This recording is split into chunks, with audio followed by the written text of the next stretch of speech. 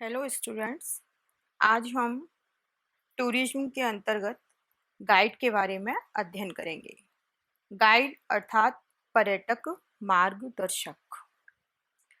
Guide किसे कहा जाता है? गाइड में क्या क्या गुण होने चाहिए? गाइड टूरिज्म में अपनी क्या भूमिका निभाता है? इसके बारे में आज हम विस्तृत रूप में अध्ययन करेंगे।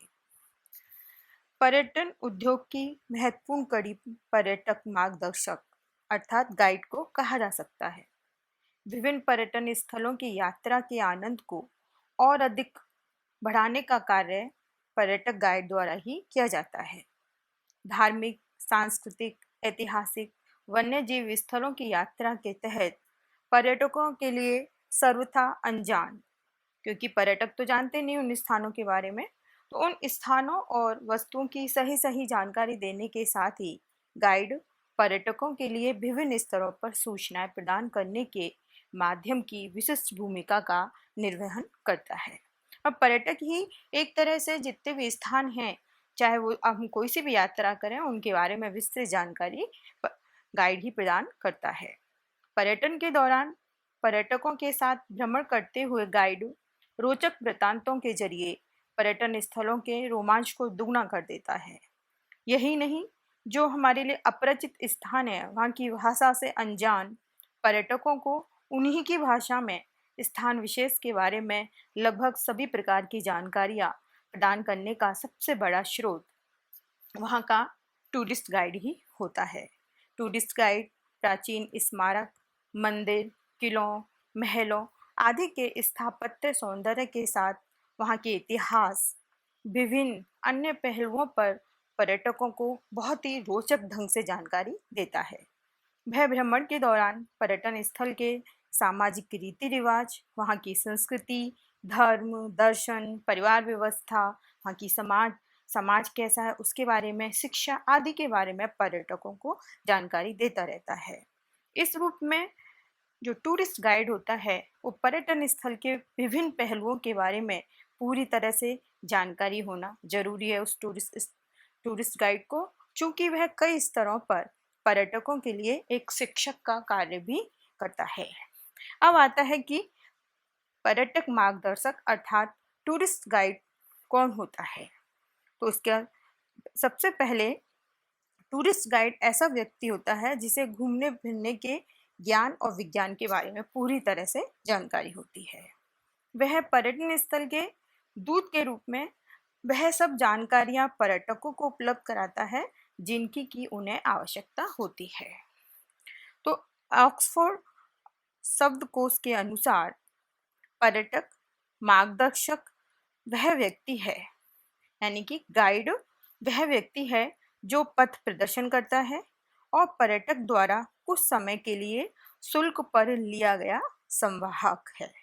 इसका अर्थ स्पष्ट है कि गाइड को संबंधित स्थल के दर्शनीय स्थलों के बारे में पूरी तरह से जानकारी होने के साथ उसे प्रभावी रूप से संप्रेषित करने की व्यवस्था भी होनी चाहिए, यानी कि वो पूरी तरह से उनको अच्छी तरह से समझा पाए। एक अन्य और परिभाषा है उसके अनुसार गाइड वह व्यक्ति होता है जो घूमने के दौरान या भ्रमण के दौरान पर्यटकों के साथ रहता है तथा घूमने के विभिन्न स्थानों के बारे में जानने और उन्हें समझने में विभिन्न स्तरों पर पर्यटकों की मदद करता है। वह पर्यटन के आनंद को बढ़ाने के अंतर्गत कई बार इतिहास एवं संस्कृति के अतीत का जीवंत खाका प्रस्तुत करता है। ऐसे लगता है कि मान लो हमारे आंखों के सामने पूरा इतिहास उतर आया हो। तो इस प्रकार यह कहा जा सकता है कि पर्यटन क्रिया की महत्वपूर्ण इकाई पर्यटक गाइड ही है। पर्यटक गाइड पर्यटन स्थल की विशिष्ट छवि निर्माण के साथ ही पर्यटकों को खरीदारी, विभिन्न पर्यटन नियमों आदि के बारे में सुझाव और सलाह प्रदान करने का कार्य भी करता है। पर्यटक गाइड दरअसल अपने कर्तव्यों को अत्यधिक कौशल से अंजाम देता है। उसके पास विभिन्न प्रकार की सूचना ही नहीं होती, बल्कि उन्हें प्रस्तुतिकरण करने का एक प्रभावी तरीका भी होता है। उसके वह विषय पर पूरी पकड़ रखता है, श्रेष्ठ वक्ता होता है और पर्यटन स्थल का प्रतिनिधित्व करते हुए पर्यटन प्रोत्साहन का कार्य भी अप्रत्यक्ष रूप में करता है। तो इस प्रकार पर्यटक जो मार्गदर्शक है, जो गाइड है, उसकी बहुत बड़ी भूमिका होती है। तो भूमिका के अंतर्गत हम देखें कि वो किस तरह से उसकी भूमिका होती है। उसमें है किले, दुर्ग, महल, स्मारक, संग्रहालय आदि के बारे में पूर्ण और वास्तविक जानकारी देना। तो सबसे पहले आता है कि पर्यटक गाइड को चाहिए कि वह पर्यटकों को पर्यटन स्थल के बारे में वास्तविक और सही सूचनाओं की जानकारी दे। इनकी सबसे बड़ी भूमिका क्या है कि जो भी स्थान व्यक्ति घूम रहा है उसके बारे में वास्तविक और सही सूचनाओं की जानकारी देना। उसे उन समस्त स्थानों, वस्तुओं, इमारतों, वन्य जीव स्थलों आदि के बारे में पूरी तरह से जानकारी होनी चाहिए, जिनसे पर्यटकों का सरोकार हो। गाइड के लिए यह भी जरूरी है कि वह शालीन एवं शिष्ट हो। क्या होना चाहिए? शालीन एवं शिष्ट, तथा पर्यटकों की विभिन्न जिज्ञासाओं को शांत करने के लिए हमेशा तत्पर रहना चाहिए, क्योंकि पर्यटक कोई भी किसी भी संबंध में कोई क्वेश्चन पूछता है तो उनके बारे में उसको बताना चाहिए। ये इसमें ये वाली कला होनी चाहिए। किसी स्थान की छवि पर्यटकों के मन में पर्यटक गाइड से ही बनती है, तो ऐसे में उस स्थान के दूत के रूप में उसकी जिम्मेदारी और भी अधिक बढ़ जाती है। असल में यानी कि वो जिस स्थान को दिखा रहा है वो उसका एक तरह से दूत का काम कर रहा है। अगर उसने छवि खराब प्रस्तुत की तो जाने वाला पर्यटक के मन में छवि खराब रहेगी और वो और लोगों के बारे में भी तरसता है।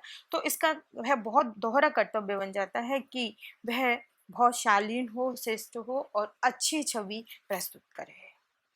पर्यटकों द्वारा पूछे गए सभी सवालों को धैर्य से सुने और मुस्कुराते हुए उनका उत्तर देना भी अच्छे गाइड की एक विशेषता है। विभिन्न पर्यटक स्थलों पर भ्रमण के अंतर्गत पर्यटक गाइड को भूमिका जो पर्यटक गाइड की भूमिका है उनको और भी अधिक स्पष्ट हम इस आधार पर कर सकते हैं, जैसे किले, दुर्ग, महल, स्मारक एवं संग्रहालय आदि के बारे में पूर्ण और सही जानकारी देना। तो पर्यटक गाइडों का यह दायित्व है कि वे पर्यटकों को ऐतिहासिक इमारत, स्मारक, किले, महल आदि जो व्यक्ति घूमता है उनकी सही जानकारी दे। संग्रहालय में संग्रहित वस्तुओं की प्राचीनता, उनके महत्व, उनसे जुड़ी घटनाओं आदि के बारे में स्वयं गाइड को पूरी जानकारी होनी चाहिए और उन जानकारी को वह पर्यटकों को दे।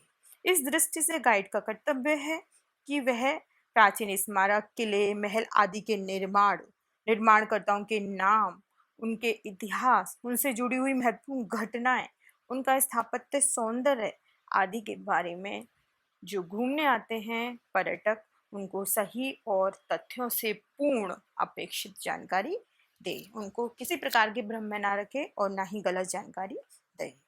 पर्यटकों को ऐतिहासिक स्थलों और संग्रहालयों की सैर कराते समय गाइड को इस बात का भी ध्यान रखना चाहिए कि पर्यटक वहां के निषिद्ध क्षेत्रों में ना जाए।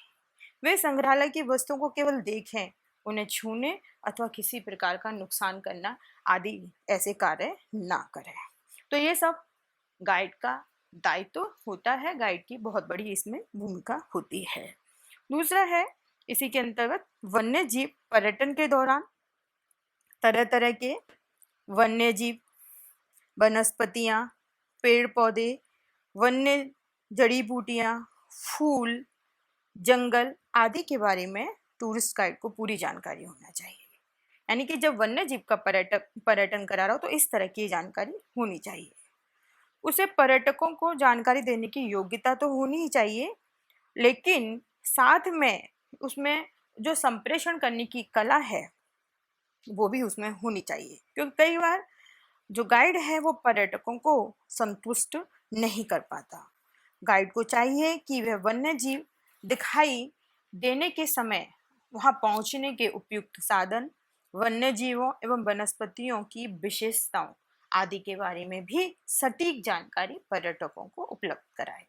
राष्ट्रीय उद्यान, वन्य जीव विहार, सेंचुरी आदि के खुलने, बंद होने आदि का जो निर्धारित समय उसको ध्यान में रख करके ही पर्यटकों को भ्रमण कराने के संबंध में गाइड को सजग रहना चाहिए। गाइड को चाहिए कि वह अन्य जीव पर्यटन से पहले पर्यटकों का संक्षिप्त ब्यौरा अपने पास तैयार करके रखे।